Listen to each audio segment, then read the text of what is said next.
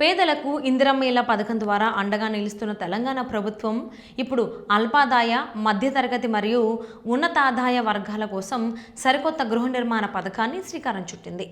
ముఖ్యమంత్రి రేవంత్ రెడ్డి నాయకత్వంలోని ప్రభుత్వం హౌసింగ్ బోర్డు ద్వారా సరసమైన ధరలకే అపార్ట్మెంట్లను నిర్మించి అందించాలని నిర్ణయించింది. ఇందులో భాగంగానే వరంగల్ జిల్లాలోని కాకతీయ అర్బన్ డెవలప్మెంట్ అథారిటీ పరిధిలో అపార్ట్మెంట్ల నిర్మాణానికి కసరత్తు మొదలైంది.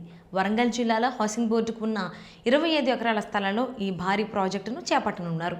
ప్రాథమికంగా 10 ఎకరాల్లో మొదటి దశ పనులు ప్రారంభం కానున్నాయి. G+5 లేదా G+6 అంతస్తుల విధానంలో ఈ అపార్ట్మెంట్లను నిర్మించనున్నారు.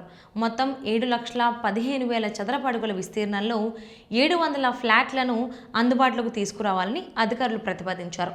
అల్పాదాయ వర్గాలకు LIG 650 చదరపు అడుగుల విస్తీర్ణంతో 300 ఫ్లాట్లు, వీటి ధర సుమారు 19.20 లక్షలుగా నిర్ణయించారు.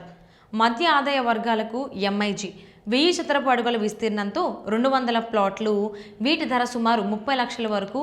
అధిక ఆదాయ వర్గాలకు HIG 1600 చదరపు అడుగుల విస్తీర్ణంతో 200 ఫ్లాట్లు, వీటి ధర సుమారు 57,45,000గా. గతంలో ఉమ్మడి ఆంధ్రప్రదేశ్లో జాయింట్ వెంచర్ పద్ధతిలో నిర్మించిన గృహాలకు విశేష స్పందన లభించింది. ముఖ్యంగా గచ్చిబౌలి, కూకట్పల్లి, ఖమ్మం వంటి ప్రాంతాల్లో హౌసింగ్ బోర్డు ఫ్లాట్ల కోసం వేల సంఖ్యలో దరఖాస్తులు వచ్చాయి.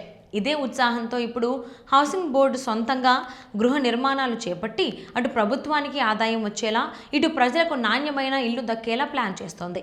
ప్రభుత్వం ప్రస్తుతం నూతన అఫోర్డబుల్ హౌసింగ్ పాలసీని రూపొందిస్తోంది. ఈ విధానం అమలులోకి వస్తే రాష్ట్ర వ్యాప్తంగా సొంత స్థలాలు ఉన్న చోట బోర్డు నివాస సముదాయాలను నిర్మిస్తుంది.